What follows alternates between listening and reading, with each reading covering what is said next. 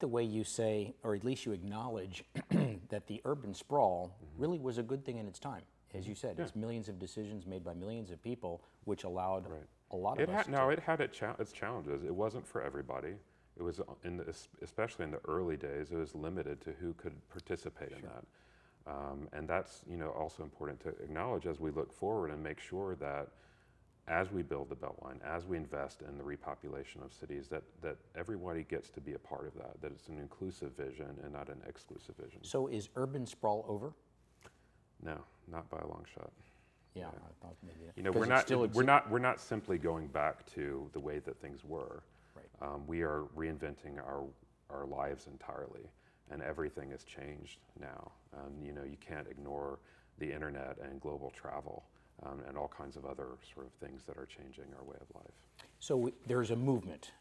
You said there were some unintended consequences, things that we had to deal with. It was traffic pollution, people being disconnected from each other. Right. That is sort of maybe was the tipping point for people wanting to move back in. But I mean, if you can kind of look into the future, how much momentum can this pick? I mean, is it the kind of thing where you think it's going to really maybe like leave some of the suburbs to become ghost towns, like the urban areas? Some of them already are. But no, I mean, not all of them for sure. The ones that are inventive and forward-thinking are going to also be reinventing themselves and getting ready for a new future. There are some that will be left behind, and that's another pretty frightening picture to look at, and another urgency to be inclusive in our vision so that we don't leave people behind. But we're reinventing everything entirely. We're looking at, automated vehicles and